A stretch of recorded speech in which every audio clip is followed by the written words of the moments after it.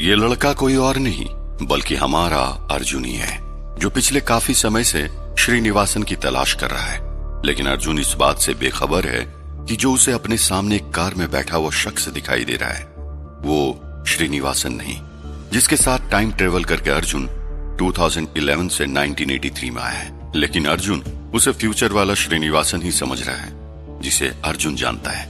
क्या घूर कर देख रहे हो? एक तो रोड को अपने बाप की रोड समझकर चल रहे हो, ऊपर से उल्टा मुझे घूरे जा रहे हो। खैर छोड़ो, मैं भी किन लोगों के मुंह लग रहा हूँ। ऐसा कहते ही पास्ट वाला श्रीनिवासन अपनी कार स्टार्ट कर वहां से आगे चला जाता है। अरे ये तो श्रीनिवासन है, लेकिन हैरानी की बात यह है कि इसने मुझे पहचाना क्यों नहीं?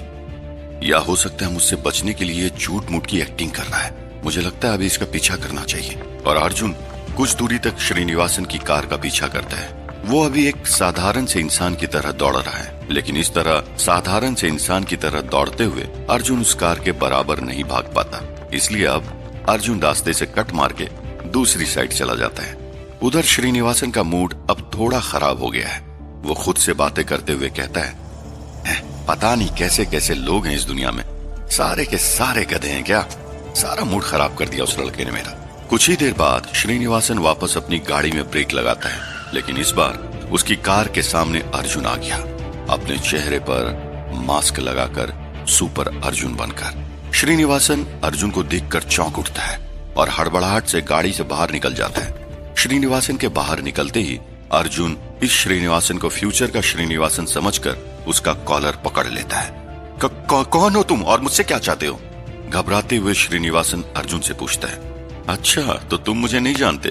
देखो अब तुम्हारा खेल खत्म हुआ और अब तुम मुझसे नहीं बच सकते। अरे कौन हो तुम और मुझे क्यों पकड़ा है? एक बार फिर घबराते हुए श्रीनिवासन अर्जुन से पूछता है। श्रीनिवासन के इस बर्ताव को देखकर अर्जुन मन ही मन सोचता है, कहीं ये सच तो नहीं कह रहा है? अगर ये वाकई में श्रीनिवासन नहीं है तो श्रीनिवासन गया कहाँ? अच्छा, तो क्या तुम मुझे नहीं जानते हो?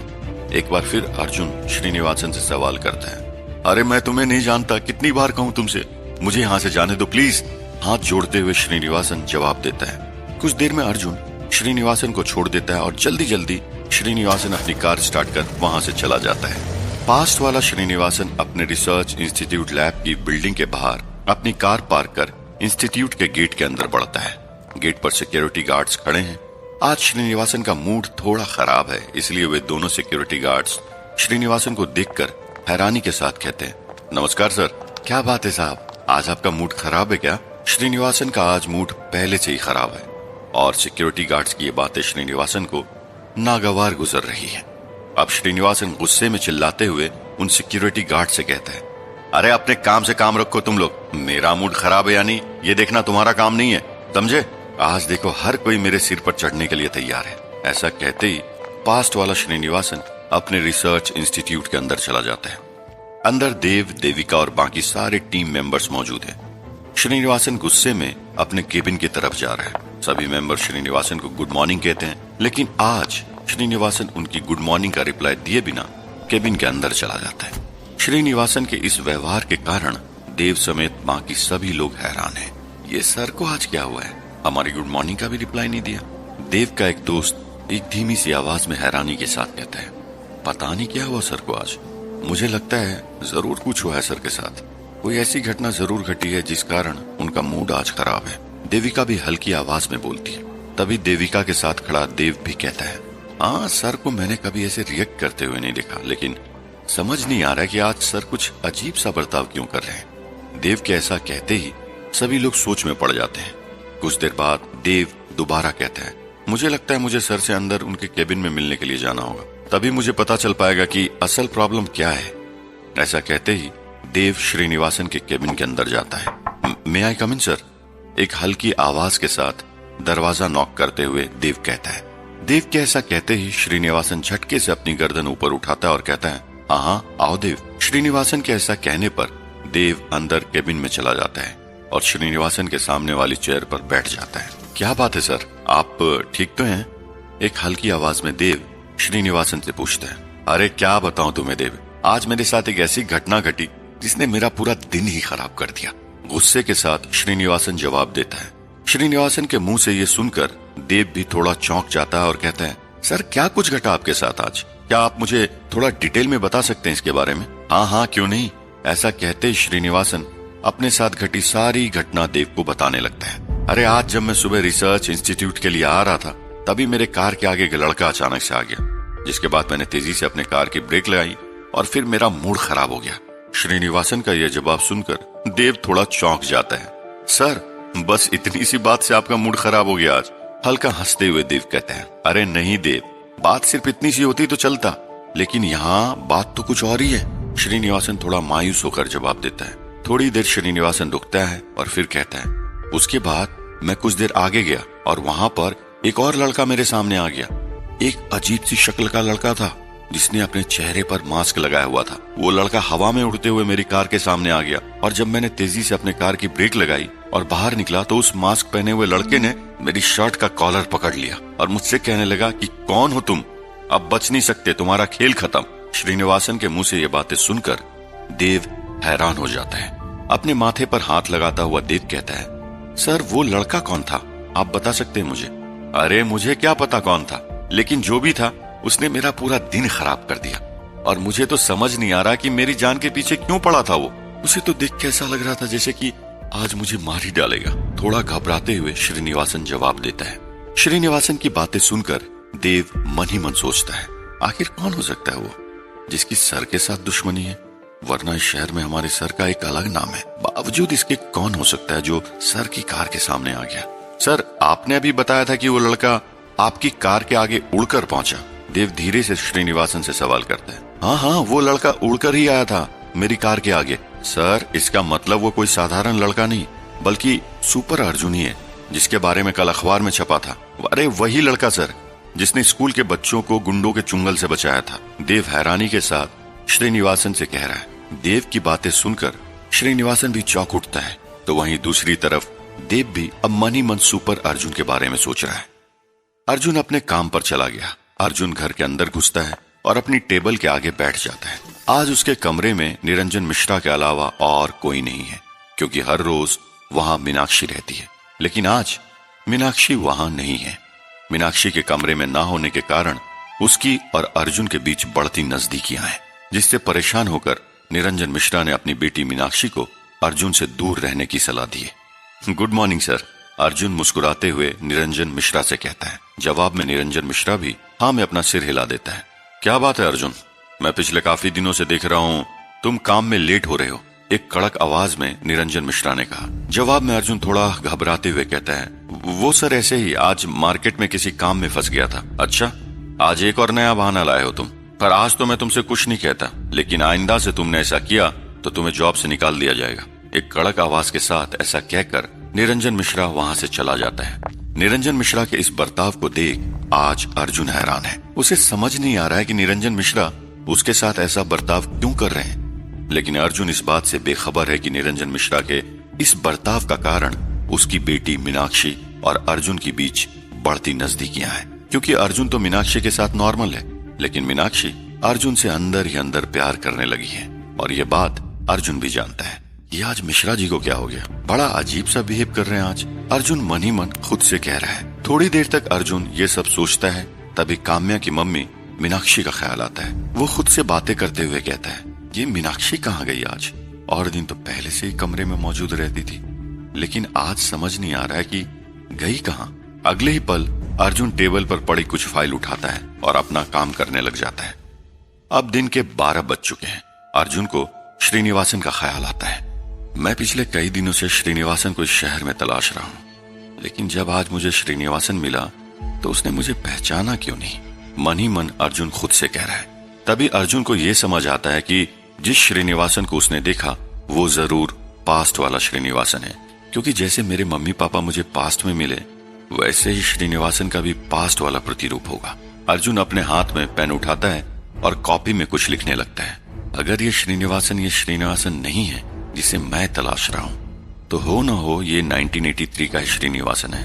अगर ये पास्ट वाला श्रीनिवासन है तो वो श्रीनिवासन कहाँ गया जिसकी तलाश मैं कर रहा हूँ, जिसके साथ मैं फ्यूचर से 1983 में आया हूँ। मुझे किसी भी हाल में उस श्रीनिवासन तक पहुंचना है, और मेरी मदद करेगा ये श्रीनिवासन, जो जरिया बनेगा मेरा उस श्रीनिवासन तक पहुंचने का।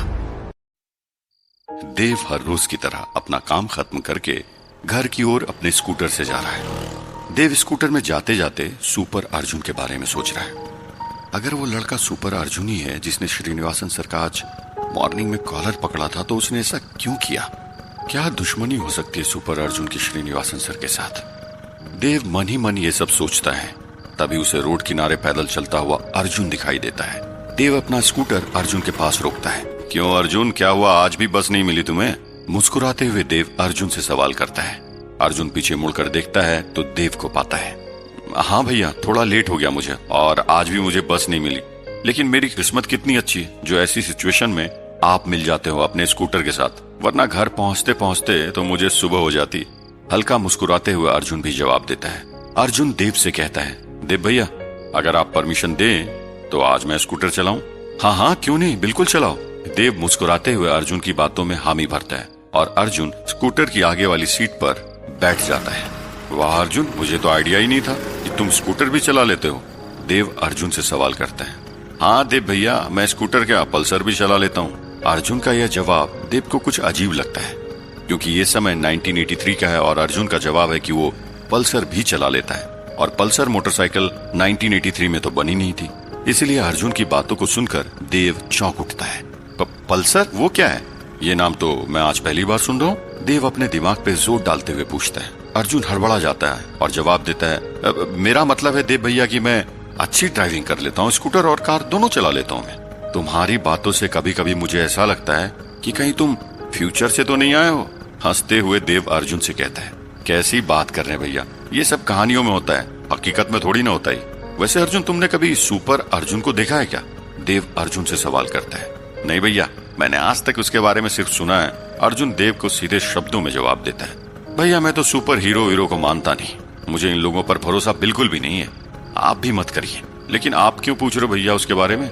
नहीं, बस ऐसे ही दिमाग में आ गया, और आज के पेपर में भी तो छपा था उसकी मास्क लगी हुई फोटो। अरे हाँ, एक बात तो मैं भूल ही गया, विक्रम आने वाला है सुबह। विक्रम चाचा? अर्जुन सरप्राइज होके बोलता है। चाचा? कौन चाचा? किसका चाचा अर्जुन? देव थोड़ा कंफ्यूज होते हुए पूछता है। नहीं भैया, आपने गलत सुना। मैंने पूछा कि विक्रम, कौन विक्रम? विक्रम? विक्रम मेरा छोटा भाई है, तुम नहीं जानते उसे। मिले नहीं हो तुम उससे? अभी देहरादून में रहकर हॉस्टल में पढ़ाई कर रहा है, छुट्टी में घर आ रहा है, सुबह तक आ जाएगा। अर्जुन अपने मन ही मन में सोच रहा है, आपको क्या पता पापा कि मैं चाचा के साथ अपनी जिंदगी के 21 साल लखनऊ में बिता के वापस आया हूँ। उधर डॉक्टर जूल नेरिका को दोबारा शहर में हमला करने के लिए तैयार कर रहा है। वो कुछ और एक्सपेरिमेंट करता है नेरिका के ऊपर, इसलिए उसने नेरिका को एक बड़े से बॉक्स के अंदर रखा हुआ है। उस बॉक्स के चारों ओर एक बड़ा सा ऑरा बना हुआ है, और उस ऑरा में कुछ वेव्स आपस में टकरा रही है। उन इलेक्ट्रिकल वेव्स के टकराने से वहां चारों ओर एनर्जी डेवलप हो रही है। द ग्रेट साइंटिस्ट जूल का कारनामा आप देखेगी दुनिया, और इस बार मेरा वार होगा जानदार, और सारा खेल खत्म। इस बार इस दुनिया को कोई नहीं बचा सकता, और तुम भी नहीं बचा पाओगे सुपर अर्जुन, तुम भी नहीं बचा पाओगे। डॉक्टर जूल खुद से बातें करते हुए कह रहा है। आज उसके चेहरे पर एक अजीब सी शैतानी हंसी आई है। ऐसा लग रहा है कि अब वो इस दुनिया को तबाह करके ही मानेगा। कल का सूरज तुम्हारे नसीब में नहीं होगा अर्जुन। अर्जुन की छुट्टी है क्योंकि आज संडे है, इसलिए अर्जुन आज घर पर है। तो वहीं देव हर रोज की तरह आज भी इंस्टीट्यूट गया हुआ है।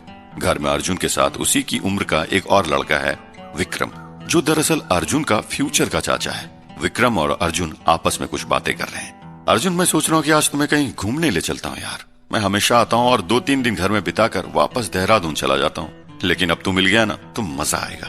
विक्रम अर्जुन से कहता है। जवाब में अर्जुन कहता है, ठीक है चाचा, आज चलते हैं घूमने, और वैसे भी मैं भी शहर में ठीक से अभी तक कहाँ घूम पाया हूँ। गलती से अर्जुन इस बार विक्रम को चाचा कह देता है, जिसे सुनकर विक्रम कहता है, अरे क्या कर रहा है यार अर्जुन, मैं तेरा चाचा कब से हो गया यार। हंसते हुए विक्रम अर्जुन से पूछता है, अरे नहीं, मैं तो बस तुमसे मजाक कर रहा था यार, तेरे सर के बाल झड़ रहे हैं ना, तो तू अभी से अंकल टाइप का दिखने लगा है। अर्जुन हंसता हुआ बोलता है, हाँ ठीक है, मजाक में सही है, लेकिन ध्यान रखना किसी लड़की के सामने मुझे चाचा मत बोल देना, वरना सारे अरमानों पर पानी फिर जाएगा मेरा। मजाकिया अंदाज में विक्रम जवाब देता है। इतने में अर्जुन के दादा दादी यानी कि देव के माता पिता एंटर होते हैं। अरे भाई क्या बातें चल रही है तुम दोनों में?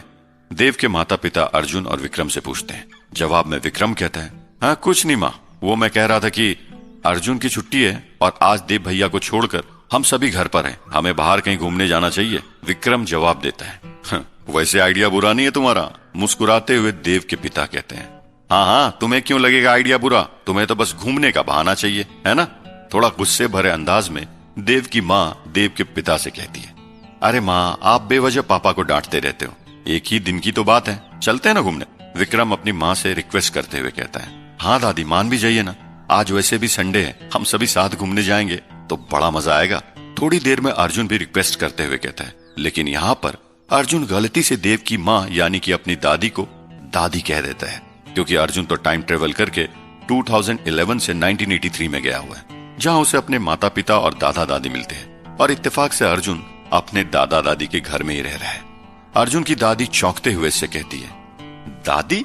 मैं तुझे दादी नजर आती हूँ अर्जुन? इतने में पास में खड़ा अर्जुन का चाचा यानी कि विक्रम भी कहता है, अरे माँ अर्जुन अभी आपको दादी बोल रहा है और कुछ टाइम पहले तो मुझे ये चाचा बोल रहा था, पता नहीं अर्जुन को क्या हुआ है, इसे मुझ में चाचा और आप में दादी नजर आ रही है। इन सब की बातें सुनकर अर्जुन मन ही मन सोचता है, नहीं चाचा और दादी, मुझे आप लोगों में चाचा और दादी नजर नहीं आ रहे, बल्कि इसमें चाचा और दादी नजर आने की तो कोई बात ही नहीं है। शायद आप लोग नहीं जानते कि आप मेरे ही चाचा और दादी हो। थोड़ी देर बाद अर्जुन बोलता है, वो गलती से मैंने कह दिया था। हाँ हाँ वो सब तो ठीक है, तुमने मुझे तो दादी बना दिया, लेकिन तुम इन्हें दादा मत बोल देना। अपने पति यानी कि देव के पिता की ओर इशारा करते हुए देव की माँ अर्जुन से कहती है, माँ आप भी ना हमेशा पापा को बूढ़ा ही बोलती रहती हो, अभी इतने भी बूढ़े नहीं हुए पिताजी। हल्का मुस्कुराते हुए विक्रम एक मजाकिया अंदाज में कहता है। तो वहीं दूसरी तरफ विक्रम और उसकी माँ के ऐसा कहने पर विक्रम के पिता मुंह फुलाकर बैठ जाते हैं। ठीक है ना, माँ पिताजी को यहीं छोड़ जाते हैं और हम लोग चलते हैं घूमने। एक मजाकिया अंदाज में दोबारा विक्रम कहता है, अरे अगर इसको नहीं लगे ना तो एक छोटे बच्चे की तरह बुरा मान जाएंगे, इसलिए इनको अपने साथ तो ले जाना ही पड़ेगा भैया। हल्का हंसते हुए देव की माँ कहती है। थोड़ी देर बाद देव के पिता कहते हैं, हाँ हाँ उड़ाओ तुम लोग मेरा मजाक, तुम लोग शायद मुझे नहीं जानते, बुढ़ा बोलते हो। अरे अभी भी मैं मार्केट में निकल जाऊं ना तो लड़कियों की नजर मेरे ऊपर से हटती नहीं है। अच्छा तभी मैं कहूं कि जब भी मार्केट जाना हो तो इतना सज धज के क्यों जाते हो तुम? हल्का मजाकिया अंदाज में देव की माँ कहती है। थोड़ी देर ये सब चलता रहता है और कुछ देर बाद अर्जुन के दादा दादी और उसके चाचा विक्रम मार्केट के लिए निकल पड़ते हैं, जहाँ एक तरफ देव के माता पिता और छोटा भाई विक्रम अर्जुन के साथ बेंगलोर के बाजार में घूमने के लिए निकल पड़े हैं। वहीं दूसरी तरफ डॉक्टर जूल जो सुपर अर्जुन को धूल चटाने के लिए छटपटा रहा है, उसने नेरिका को एक बड़े से बॉक्स के अंदर रखा हुआ है। उस बॉक्स के चारों ओर एक बड़ा सा ऑरा बना हुआ है और उस ऑरा में कुछ वेव्स आपस में टकरा रही है। उस इलेक्ट्रिकल वेव्स के टकराने से वहां चारों ओर एनर्जी डेवलप हो रही है। कुछ ही सेकंड बाद उस बड़े से बॉक्स के अंदर कुछ हलचल होती है और उस हलचल के साथ बॉक्स का ढक्कन खुल जाता है और कुछ ही सेकंड बाद नेरिका अपने एक नए रूप के साथ बाहर आती है। उसे डॉक्टर जूल ने अब पहले से भी ज्यादा खतरनाक बना दिया है। उसके 4 हाथ बन चुके हैं और उसका सिर भी गिरगिट के सिर जैसा दिखाई दे रहा है। जाओ नेरिका और तबाह कर दो इस शहर को, तबाह कर दो इस दुनिया को और सबसे पहले तबाह कर दो उस इंसानों के मसीहा सुपर अर्जुन को। डॉक्टर जूल के ऐसा कहते ही नेरिका हाँ में अपना सिर हिलाती और वहां से चिंगारती हुई बाहर चली जाती है। इस बार रोक सकते हो तो रोक लो अर्जुन, लेकिन तुम इस बार नेरिका को नहीं रोक पाओगे और इस बार तुम्हें मेरी असली ताकत का एहसास होगा। तुम्हें एहसास होगा डॉक्टर जूल के ब्रिलियंट दिमाग का और तुम्हें एहसास होगा the great scientist doctor joule के अस्तित्व का। डॉक्टर जूल खुद से बातें करते हुए कहता है,